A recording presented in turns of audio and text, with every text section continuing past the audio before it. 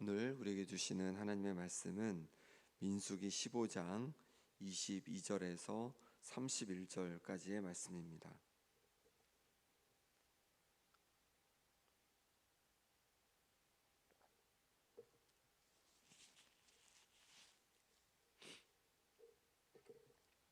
민수기 15장 22절에서 31절까지 말씀을 제가 봉독하겠습니다. 너희가 그릇 범죄하여 여호와가 모세에게 말씀하신 이 모든 명령을 지키지 못하되 곧 여호와께서 모세를 통하여 너희에게 명령한 모든 것을 여호와께서 명령한 날 이후부터 너희 대대에 지키지 못하여 회중이 부지중에 범죄하였거든 온 회중은 수송아지 한 마리를 여호와께 향기로운 화제로 드리고 규례대로 소제와 전제를 드리고 순념소 한 마리를 속죄제로 드릴 것이라. 제사장이 이스라엘 자손의 온 회중을 위하여 속죄하면 그들이 사함을 받으리니 이는 그가 부지중에 범죄함이며 또 부지중에 범죄함으로 말미암아 헌물 곧 화제와 속죄제를 여호와께 드렸습니다. 이스라엘 자손의 온 회중과 그들 중에 거류하는 타국인도 사함을 받을 것은 온 백성이 부지중에 범죄하였음이니라.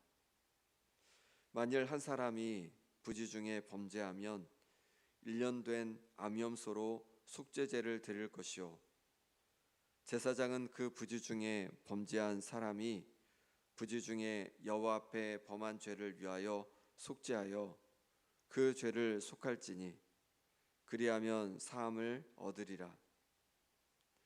이스라엘 자손 중 본토 소생이든지 그들 중에 거류하는 타국인이든지 누구든 부지중에 범죄한 자에 대한 법이 동일하거니와 본토인이든지 타국인이든지 고의로 무엇을 범하면 누구나 여호와를 비방하는 자니 그의 백성 중에서 끊어질 것이라. 그런 사람은 여호와의 말씀을 멸시하고 그의 명령을 파괴하였은즉 그의 죄악이 자기에게로 돌아가서 온전히 끊어지리라. 아멘. 22절 말씀입니다. 너희가 그릇 범죄하여 여호와가 모세에게 말씀하신 이 모든 명령을 지키지 못하되 곧 여호와께서 모세를 통하여 너희에게 명령한 모든 것을 여호와께서 명령한 날 이후부터 너희 대대에 지키지 못하여 회중이 부지중에 범죄하였거든 온 회중은 수송아지 한 마리를 여호와께 향기로운 화제로 드리고 규례대로 소제와 전제를 드리고 순념소 한 마리를 속죄제로 드릴 것이라. 제사장이 이스라엘 자손의 온 회중을 위하여 속죄하면 그들이 사함을 받으리니 이는 그가 부지중에 범죄함이며 또 부지중에 범죄함으로 말미암아 헌물 곧 화제와 속죄제를 여호와께 드렸음이라. 이스라엘 자손의 온 회중과 그들 중에 거류하는 타국인도 사함을 받을 것은 온 백성이 부지중에 범죄하였음이니라. 만일 한 사람이 부지중에 범죄하면 1년 된 암염소로 속죄제를 드릴 것이요 제사장은 그 부지중에 범죄한 사람이 부지중에 여호와 앞에 범한 죄를 위하여 속죄하여 그 죄를 속할지니 그리하면 사함을 얻으리라. 이스라엘 자손 중 본토 소생이든지 그들 중에 거류하는 타국인이든지 누구든 부지중에 범죄한 자에 대한 법이 동일하거니와 본토인이든지 타국인이든지 고의로 무엇을 범하면 누구나 여호와를 비방하는 자니 그의 백성 중에서 끊어질 것이라. 그런 사람은 여호와의 말씀을 멸시하고 그의 명령을 파괴하였은즉 그의 죄악이 자기에게로 돌아가서 온전히 끊어지리라. 아멘. 민수기 14장에서는 정탐꾼 이야기가 기록되어 있었습니다. 이스라엘 백성 중에서 12명의 정탐꾼을 보냈는데 10명이 이제 부정적인 그런 말을 이제 보고를 함으로 말미암아서 온 이스라엘이 하나님을 원망하는 그런 일이 벌어지고 말았습니다. 그때 하나님께서는 이제 이스라엘 백성을 멸하고 모세를 통해서 새로운 민족을 이제 이루고자 하셨습니다. 그런다고 말씀하셨습니다. 그런데 모세가 하나님 앞에 간절히 중보기도함으로 말미암아서 하나님께서는 이스라엘 백성들을 버리지 않으시고 그들을 끝까지 함께하기로 하셨습니다. 그럼에도 불구하고 하나님께서는 세 가지를 말씀해 주셨는데, 하나는 그렇게 하나님을 원망한 1세대 이스라엘 백성들 여호수아 갈렙 외에는 이제 광야에서 모두 죽게 될 것을 말씀하셨고, 2세대는 가나안 땅에 들어가긴 하지만 40년 동안 광야 생활을 하다가 들어가게 될 것을 말씀하셨고, 그리고 10명의 그렇게 부정적으로 하나님을 모세를 원망하도록 이끌었던 정탐꾼들은 이제 바로 죽음을 맞게 되었습니다. 그렇게 정탐꾼 이야기를 하신 다음에 15장에 갑자기 이제 제사 이야기를 하시는 거예요. 그래서 어제 우리가 살펴본 대로 제물을 드릴 때 소제와 또 소제를 얼마나 드릴지, 제물에 따라서 또 기름을 또 포도주를 전제를 얼마나 드릴지에 대해서 그렇게 말씀하십니다. 그리고 나서 이제 오늘부터는, 오늘 우리가 함께 읽은 22절부터는 이제 죄에 대해서, 부지 중에 지은 죄에 대해서 어떻게 속죄할 수 있을지 거기에 대해서 이제 말씀하시는 거예요. 그럼 왜 이렇게 하실까요? 이스라엘 백성들의 그 죄에 대해서 원망했던 것에 대해서 말씀하신 다음에 왜 갑자기 제사에 대해서 말씀을 하실까요? 22절 23절 말씀 같이 읽어보겠습니다. 너희가 그릇 범죄하여 여호와가 모세에게 말씀하신 이 모든 명령을 지키지 못하되 곧 여호와께서 모세를 통하여 너희에게 명령한 모든 것을 여호와께서 명령한 날 이후부터 너희 대대에 지키지 못하여. 하나님께서 갑자기 제사 제도를 말씀하신 이유는 뭐냐면, 하나님은 그들의 연약함을 이제 정확히 아셨기 때문에 그렇습니다. 그래서 하나님께서는 제사 제도를 말씀해 주신 것이죠. 여기 보니까 그들이 그릇 범죄하여 하나님께서 주신, 모세를 통해 주신 모든 명령을 지키지 못할 때, 이스라엘 백성들뿐만 아니라 그들 자손까지도 대대로 그렇게 지키지 못할 때 하나님 앞에 이제 그 죄를 속할 수 있는 제사 제도를 마련해 주셔서 그것을 통해서 용서받을 수 있는 그런 기회를 주신 것이죠. 하나님께서 이스라엘 백성들의 그 연약함을, 하나님의 말씀을 온전히 지키지 못하는 연약함을 정확히 아셨던 것입니다. 우리도 마찬가지죠. 우리도 연약함이 있습니다. 하나님 말씀을 우리가 온전히 다 지키면 좋겠지만 우리 가운데 그 연약함이 있습니다. 하나님께서는 그 연약함을 알고 계신 거죠. 율법을 왜 주셨을까요? 우리가 온전해지도록 주신 게 아니라 우리의 연약함을 보라고, 얼마나 우리가 연약한지를 보라고 우리에게 율법의 말씀을 주신 것이죠. 로마서 3장 10절 11절에서 그래서 이렇게 말씀합니다. 기록된 바 의인은 없나니 하나도 없으며 깨닫는 자도 없고 하나님을 찾는 자도 없고. 의인은 하나도 없다는 거예요. 또 3장 20절에는 그러므로 율법의 행위로 그의 앞에 의롭다 하심을 얻을 육체가 없나니 율법으로는 죄를 깨달음이니라. 율법의 행위로는 어느 누구도 그렇게 의롭다고 인정받을 사람이 없다는 거예요. 율법으로 말미암아 우리의 죄를, 우리의 연약함을 우리가 보고 깨닫게 된다는 것입니다. 하나님은 우리의 연약함을 알고 계십니다. 우리의 부족함을 알고 계십니다. 그러니 하나님 앞에 부족하고 연약한 우리의 모습을 발견할 때마다 그렇게 절망만 하고 있는 것이 아니라 그 연약함을 가지고 하나님 앞에 나아갈 수 있는 우리가 될 수 있기를 바랍니다. 하나님께서는 이스라엘 백성의 연약함을 아시기에 이스라엘 백성들이 그 연약함을, 또 죄를 속할 수 있는 방법을 주셨습니다. 그것이 바로 제사 제도이죠. 24절 25절 말씀은 특히 회중이 부지중에 죄를 지었을 때 하는 것을 알려주고 계십니다. 24절 25절 같이 읽겠습니다. 회중이 부지중에 범죄하였거든 온 회중은 수송아지 한 마리를 여호와께 향기로운 화제로 드리고 규례대로 소제와 전제를 드리고 순염소 한 마리를 속죄제로 드릴 것이라. 제사장이 이스라엘 자손의 온 회중을 위하여 속죄하면 그들의 사함을 받으리니 이는 그가 부지중에 범죄함이며 또 부지중에 범죄함으로 말미암아 헌물 곧 화제와 속죄제를 여호와께 드렸음이라. 아멘. 회중이 부지중에 범죄하였을 때, 그러니까 온 회중이 조금 전처럼 14장처럼 그렇게 하나님을 원망하고 이런 일이 있었잖아요. 온 회중이. 근데 부지중에 알지 못하는 중에 죄를 지으려고 한 게 아니라 어쩌다 보니까 그렇게 하나님의 그 말씀을 명령을 어겼어요. 온 회중이, 온 백성이 함께. 그럴 때에 하나님 앞에 해야 할 제사를 말씀해 주고 있습니다. 수송아지 한 마리를 번제로 드리고 그 다음에 거기에다가 이제 소제를 수송아지에 맞는 그 소제, 어제 보았던 그 소제를 함께 드리고 또 전제, 포도주 전제를 함께 드리라고 하시면서 또 속죄제로 순염소 한 마리로 드려야 한다고 그렇게 말씀하고 있습니다. 그리고 나서 제사장이 그 제사 행위를 하게 되면 속죄를 받게 된다는 거죠. 용서를 받게 된다는 거죠. 27절, 28절에서는 개인이 하나님 앞에 그렇게 부지중에 알지 못하는 중에 그렇게 죄를 지었을 때 어떻게 할지를 말씀해 주고 있는데요. 27절, 28절도 같이 한번 읽어보겠습니다.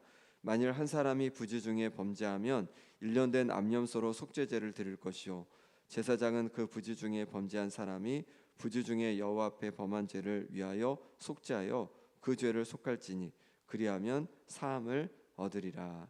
아멘. 예.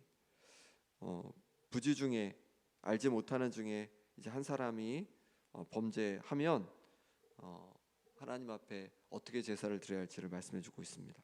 1년 된 암염소를 속죄제로 드리라는 거예요. 예, 그리고 제사장이 속죄하면 죄를 용서받게 된다는 겁니다. 이렇게 회중이든 개인이든 하나님께서 속죄의 피를 흘림으로 말미암아서 그렇게 용서받을 수 있는 방법을 말씀해 주셨습니다. 그럼 우리는 어떻게 우리의 연약함에 대해서, 우리의 죄에 대해서 용서받을 수 있겠습니까? 바로 예수님이시죠. 예수님께서 바로 제물이 되어 주신 거예요. 우리의 그 모든 죄를 위해서 대신 피 흘려 주셨습니다. 그래서 예수님의 그 보혈의 능력으로 말미암아 우리는 우리의 죄를 용서받게 되었습니다. 특히 예수님은 또한 대제사장이 되신다고 말씀해 주셨습니다. 제물이자 제사장이 되어 주시는 거죠. 그래서 제사장이 그 모든 제물을 가지고 속죄하는 절차를 하는 것처럼, 그리고 그 속죄를 선포하는 것처럼 우리 예수님께서 제물도 되시고 또 대제사장이 되어 주셔서 우리의 죄를 용서해 주신다는 겁니다. 히브리서 2장 17절 하반절에 이는 하나님의 일에 자비하고 신실한 대제사장이 되어 백성의 죄를 속량하려 하심이라. 예수님께서 바로 대제사장이 되셔서 우리 죄를 속량하심을 말씀해 주고 있습니다. 그러니 우리가 하나님 앞에 때로 그렇게 하려고 한 게 아닌데 또 우리가 실수로 또 우리의 연약함으로 죄를 지었을 때 예수님의 그 보혈을 의지해서 담대히 주님 앞에 나아갈 수 있기를 바랍니다. 그럴 때 우리를 용서해 주시고 또 우리를 다시금 회복해 주실 줄 믿습니다. 이렇게 백성들이, 회중이 또 개인이 부지중에 알지 못하는 중에 죄를 졌을 때, 그럴 때 하나님 앞에 용서받을 수 있는 제사 제도를 말씀해 주셨습니다. 그런데 그러면 부지중에 아니라 죄인지 알고서 죄를 지면 어떨까요? 죄인지 알면서. 30절 31절 말씀 같이 읽어보겠습니다. 본토인이든지 타국인이든지 고의로 무엇을 범하면 누구나 여호와를 비방하는 자니 그의 백성 중에서 끊어질 것이라. 그런 사람은 여호와의 말씀을 멸시하고 그의 명령을 파괴하였은즉 그의 죄악이 자기에게로 돌아가서 온전히 끊어지리라. 고의로 죄를 짓는 거예요. 이게 죄라는 것을 알고 죄를 짓는 거예요. 죄를 알고서 왜 죄를 지을까? 왜 죄를 지을까요? 가서 또 성전에 가서 성막에 가서 다시 짐승 데리고 가가지고 잡아가지고 속하면 되지 뭐. 그러니까 뭐 죄를 져도 되겠네. 내 죄를 용서받을 수 있는 길이 있으니까 얼마든지 죄를 져도 되겠다라고 생각하면서 그냥 그렇게 죄를 짓는 거죠. 근데 그게 어떤 행위라고 말씀하고 있냐면 하나님의 말씀을 멸시하는 행위라는 거죠. 하나님을 멸시하는 행위라고 그렇게 말씀하고 있습니다. 이런 사람은요 백성 중에서 끊어질 거다라고 말씀하고 있고 그의 죄가 그에게로 돌아가서 온전히 끊어지리라 이렇게 말씀하고 있는 거예요. 이거 우리에게도 그대로 적용됩니다. 우리도 그렇죠. 우리가 죄를 지으면 어떻게 용서받아요? 예수님께 가서 우리의 죄를 회개하면 용서받잖아요.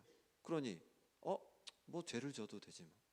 예수님께 다시 가서 주일에 가가지고 회개하면 돼 하면서 마음껏 죄를 짓는 거죠. 바울 당시에도 그런 사람이 있었던 거죠. 그래서 더 큰 은혜를 받으려면 더 많이 죄를 지으면 되겠다 하면서 마음껏 죄를 짓는 거예요. 그리고 나서 가서 죄를 회개하면 많은 죄가 용서받았으니까 내가 더 큰 하나님의 은혜를 받은 거야 이렇게 말하는 사람들이 있었다는 겁니다. 근데 그거는 하나님을 멸시하는 행위라는 거죠. 하나님의 은혜를 하나님께서 우리에게 주신 은혜를 파괴하는 행동이라는 거예요. 로마서 2장 4절 5절에서 바울은 로마에 이렇게 편지를 보냅니다. 혹 내가 하나님의 인자하심이 너를 인도하여 회개하게 하심을 알지 못하여 그의 인자하심과 용납하심과 길이 참으심이 풍성함을 멸시하느냐. 다만 내 고집과 회개하지 아니한 마음을 따라 진노의 날 곧 하나님의 의로우신 심판이 나타나는 그날에 임할 진노를 내게 쌓는도다. 이스라엘 백성들이 어떻게 하냐면 이방인들을 향해서 야 너희는 그렇게 죄를 많이 짓고 어떡하냐. 너희들은 큰일 났다. 하나님의 심판이 있을 거다. 우리는 하나님의 백성들이다. 그러니 우리는 염려 없다. 이렇게 막 자랑했다는 거예요. 근데 하나님께서 말씀하시는 거죠. 하나님께서 너희를 향해서 오래 참으신 거다. 오래 기다리고 계신 거다. 그럼에도 불구하고 너희가 회개하지 않는다면 하나님을 멸시하는 거다. 그리고 그 회개하지 아니한 마음 가운데 하나님의 진노가 있을 거다라고 이렇게 말씀하고 있는 거죠. 우리가 하나님 앞에 죄를 지으며 용서를 받습니다. 하지만 그렇다고 해서 우리가 마음껏 죄를 짓고 죄인 줄 알면서 죄를 지으며 살아간다면 그것은 하나님을 멸시하는 것이고 또 하나님께서 베풀어 주신 그 은혜를 파괴하는 행동인 것이죠. 그러니 우리 가운데 죄를 가벼이 여기지 말고 또 죄에 대해서 진정한 회개가 있기를 바랍니다. 그래야지 예수님의 그 우리에게 베풀어 주신 은혜를 우리가 온전히 누리게 될 줄 믿습니다. 그렇게 하나님 앞에 조금이라도 더 거룩하게 살아가려고 또 말씀 가운데 살아가려고 애쓰고 또 그렇게 힘써가면서 우리 겸손히 하나님의 자녀로 또 거룩한 자녀로 세워지는 우리 모두가 되기를 간절히 바랍니다.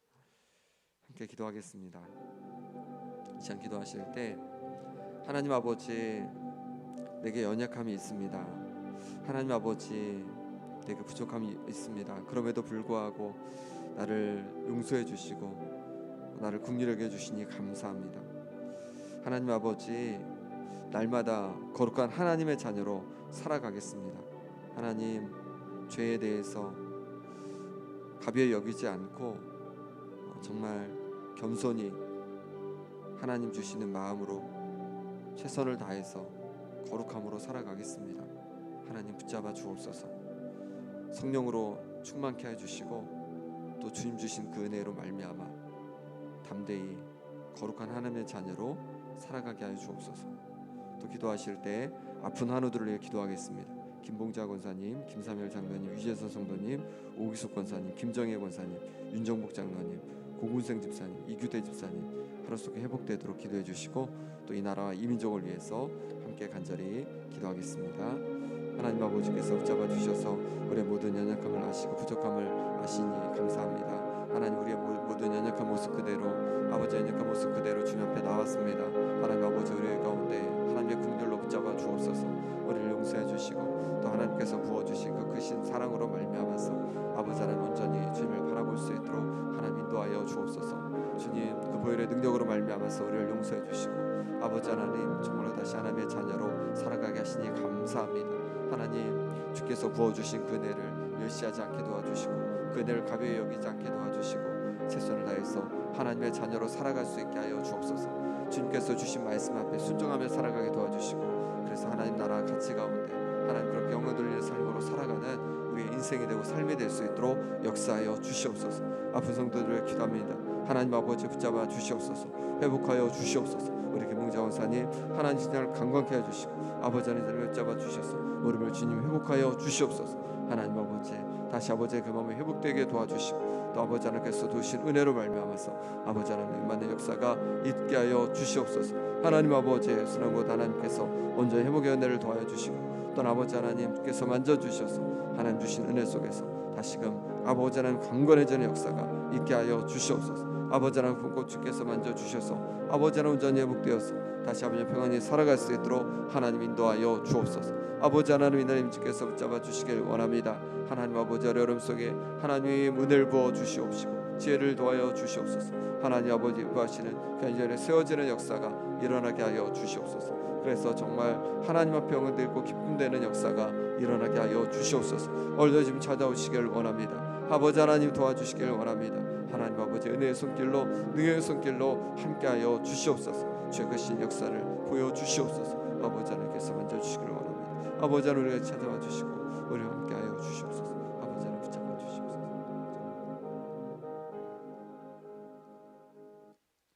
하나님 아버지 우리의 연약함을 아시고 또 우리 가운데 용서받을 수 있는 은혜를 십자가의 은혜를 허락해 주신 것 감사합니다. 하나님 우리의 모든 연약함을 가지고 주 앞에 나왔사오니 주님 우리를 용서해 주시고 또 새 힘을 더하여 주옵소서. 그리고 이제 하나님 말씀을 붙잡고 열심으로 또 날마다 더 하나님 아버지의 모습을 닮아가게 도와주시고 거룩한 하나님의 자녀로 세워지는 우리의 삶이 될 수 있도록 함께하여 주옵소서. 아픈 성도들 주여 기억해 주셔서 육신을 강건케 해주시고 여러 가지 문제 어려움 속에 있는 성도들 가운데 하나님 앞에 그 모든 염려와 근심들을 내려놓을 때마다 주님께서 도와주시고 또 평안케 하심을 경험케 하여 주옵소서. 이 나라의 민족 주여 긍휼히 여겨 주셔서 하나님 아버지 여러 어려움과 불안함 속에서도 지켜주시니 감사합니다. 하나님 귀한 대통령이 또 세워지게 도와주시고 하나님 이 나라가 날로 더 든든히 세워지고 날로 더 거룩해지고 날로 더 하나님께 영광 돌리는 이 땅 될 수 있도록 역사하여 주옵소서. 오늘 하루도 주님 온전히 의탁하옵고 예수 그리스도 이름으로 기도합나이다. 아멘. 하늘에 계신